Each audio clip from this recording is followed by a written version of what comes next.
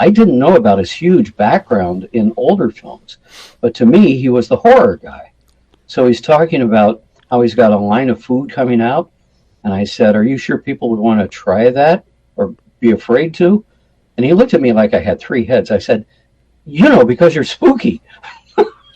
What a stupid, but I was 25. I said dumb things, I wish I knew then what I know now.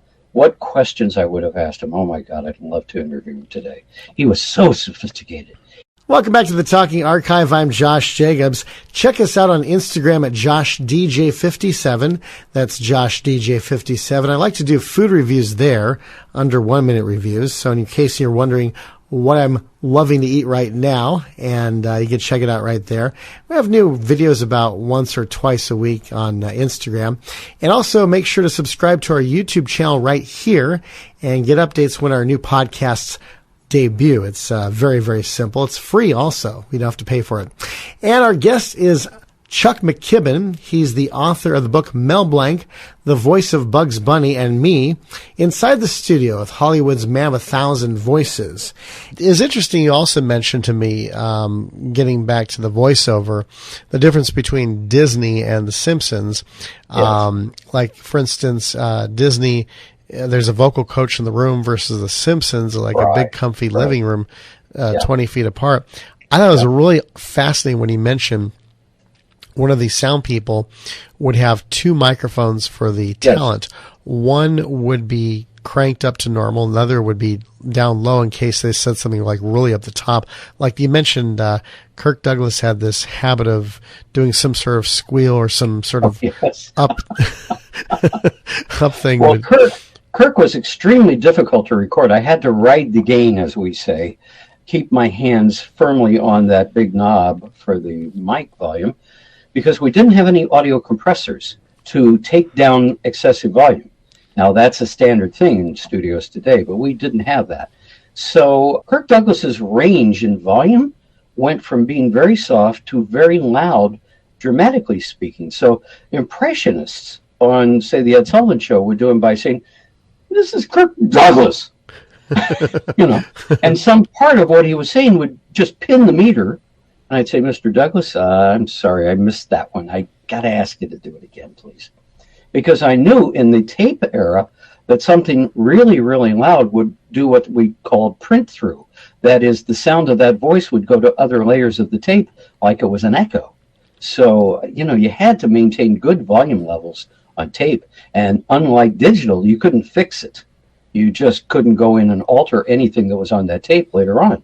So we kept all the breaths and all the, mouth noises. If you had them, you had them. And there was no real sophisticated audio engineering possible back then.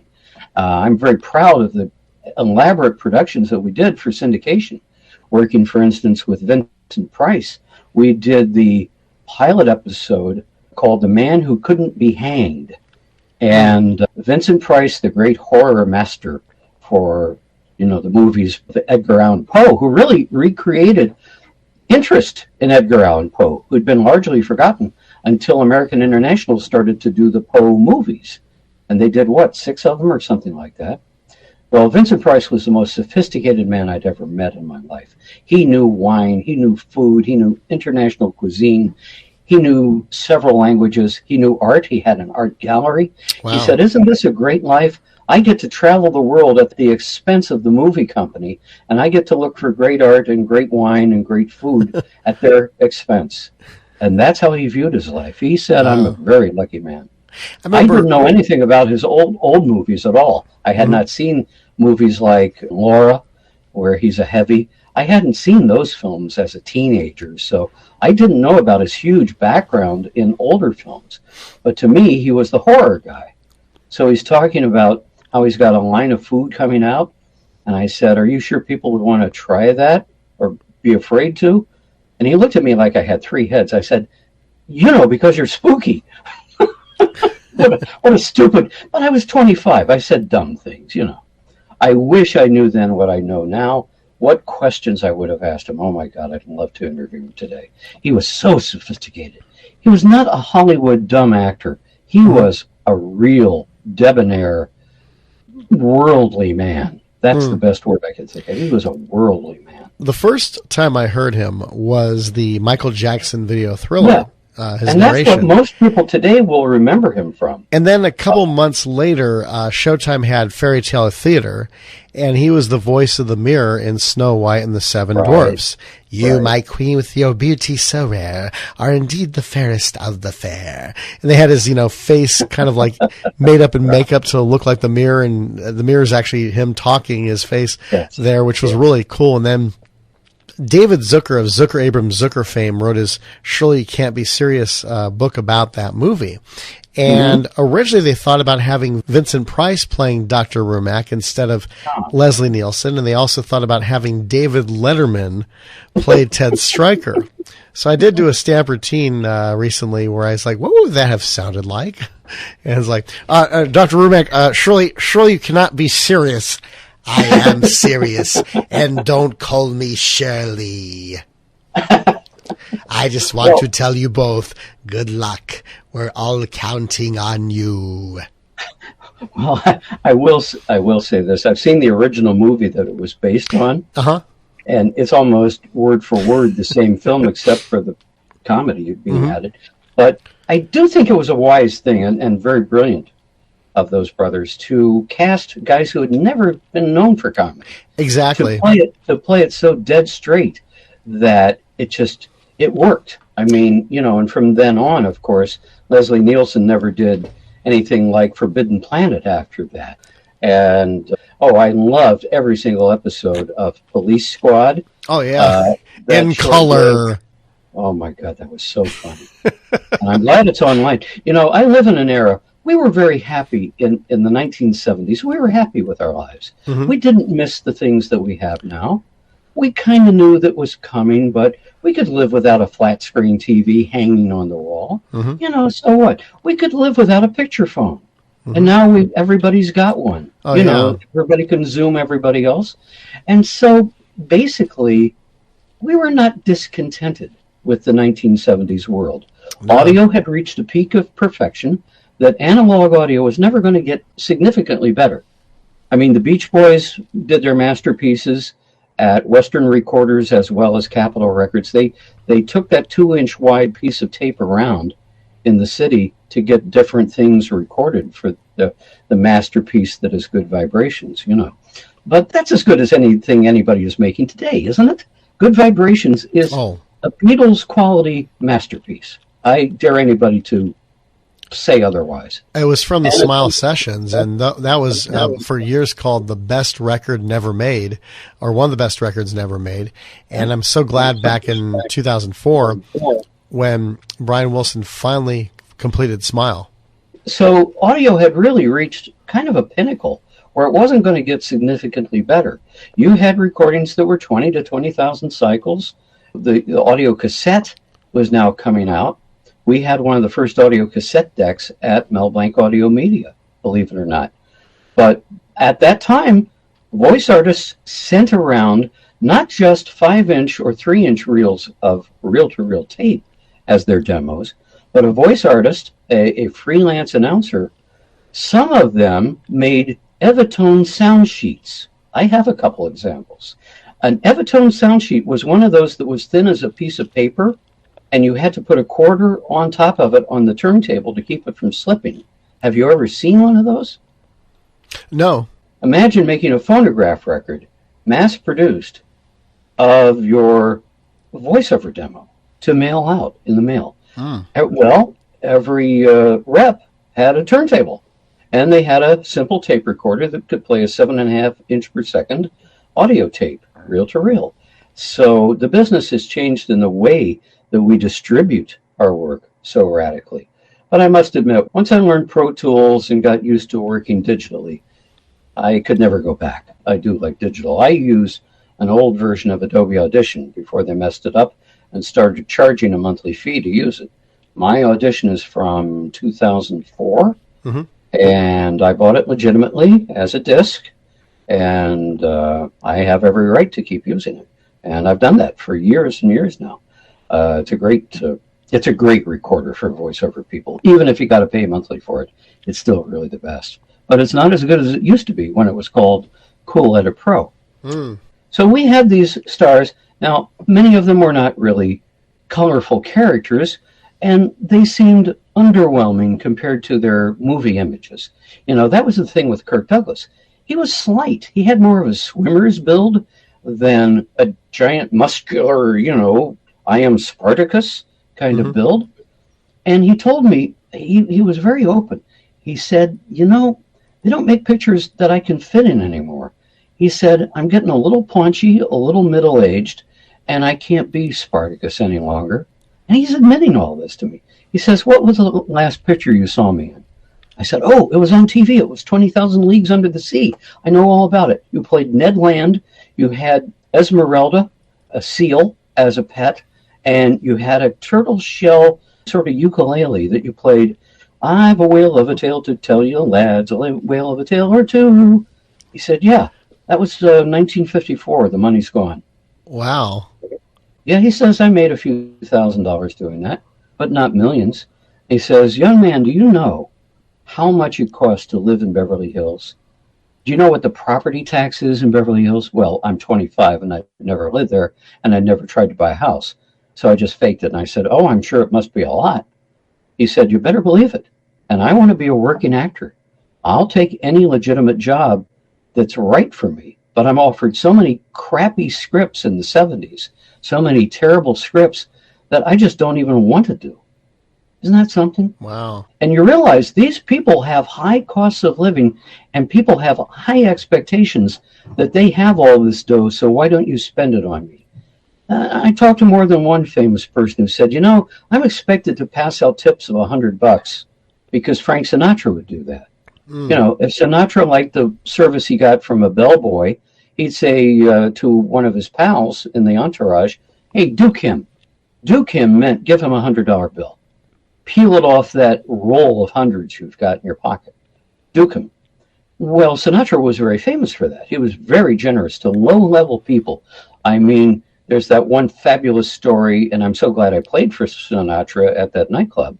I didn't really meet him, but at least he saw my face and I saw him. But anyway, he was in this restaurant. A busboy drops a bunch of glasses and they broke on the floor, and he got fired on the spot. The irate manager comes out and says, that's it, you're through, you're finished. Sinatra goes up to him and says, I'm going to be back another time, and I better see him. He better have a raise and still be working here. Wow. Yeah. He said, he's not fired. If you want my business and you don't want me to tell all my friends not to come to your dump anymore, then that kid has a job. Okay. And he's going to make more money in it, by the way. Because Sinatra was a little punk, from Hoboken.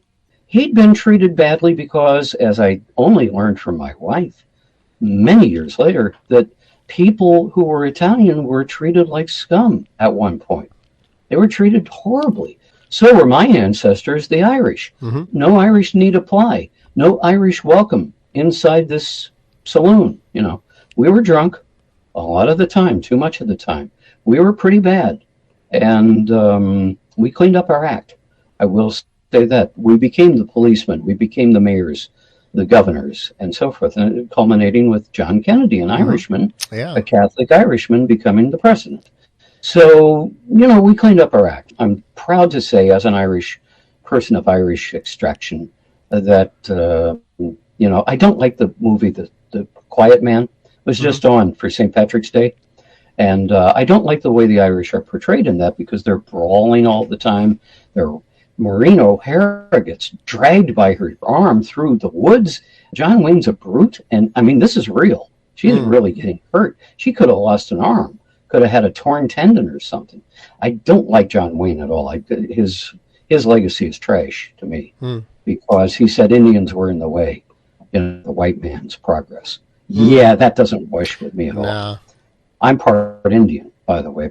Not by blood, but my mother, I'm adopted, but I'm an Irishman nevertheless. But my mother was part Cherokee. So anybody who trashes Indians is an enemy of mine.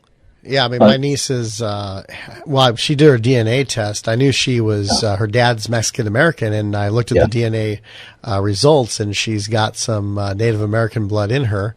I thought maybe she might have some Armenian because her, both grandparents are Latino, but there was a rumor that her paternal grandmother had some Armenian background, but that ended up not being the case after we looked at the DNA test. Huh. Well, I'm from poor folks. I mean, the people who raised me, wonderful adoptive parents, John and Helen McKibben, were the sweetest, kindest, most wonderful people ever. I'm glad I got to say their names publicly. They passed away in the 90s. But the fact of the matter is, on my mother's side, she had somebody in show business. He was a sharpshooter for, what was it, Wild Bill Hickok or a Wild West show. He was a six-gun shooter, and he got in trouble in Dayton. This would be my great-great-grandfather, I guess. It was her great-grandfather. He would carry his six-shooters on the buses in Dayton and wondered why the hell he was getting in trouble. He says, everybody's supposed to carry a gun. Oh, my gosh. So that's my only connection to show business. Otherwise, on my mother's side, these were poor people from the hills of West Virginia, as poor as they could possibly be. I mean, they'd make the Beverly Hillbillies shack look fancy. So wow. I'm from humble beginnings. I'm the only one ever to go Hollywood and then New York City in the whole family. And I'm proud of that. I think I brought honor to the McKibben name. And I would never, ever do anything to dishonor it, which is why when I teach voiceover, I charge a fraction of what other people find they can charge. You know, there are places that want $175 an hour to teach you to be a voice artist. That's ridiculous. You wouldn't pay that to learn to play piano, would you? Mm-mm. And that's harder than learning to be a voice actor, frankly. Oh, yeah. I think it's much harder. I think it's harder to learn to play a guitar than to be a voice actor. That takes real skill, and I didn't have it. I tried to be a singing star as a teenager, and I knew I couldn't cut it. So it was either that or radio, and radio was easy. Mm-hmm. I could talk, and I could turn on a turntable. You know, I've said, what are the qualifications to be a disc jockey? And no offense to disc jockeys, I love every one of you guys, living or past. You are my brothers, okay? But it's like, hey, kid, do you know how to talk into a microphone? Yeah. Can you turn on a turntable? Yeah. Can you put the needle in the groove? Yeah. Can you start Monday? Yeah. Okay, you're a DJ. You know? What people didn't know was the difficulty of remaining a disc jockey with any given station for more than a few months. But I had so much fun doing that. I honor all DJs present, company included, and past, and all the great names who are still around, some of them, you know, from the last great era of radio. We now know that was it, that the 60s, 70s, going to the 80s and 90s was going to be the last hurrah of personality radio, of guys who were unique from each other on the air, where nobody sounded like the other guy before or after him. And I was too mediocre. I had talent to be an announcer, but I figured I'm not going to make it in time to get to New York or LA as a world famous disc jockey in the mold of Cousin Brucie or any other guys there. Harry Harrison. And Harry Harrison. And by the way, Brucie is still on the air on WABC. Wow. And this billionaire who owns the station, it's talk all day, but on the weekends, he's got Cousin Brucie in his 80s still doing a Saturday night show.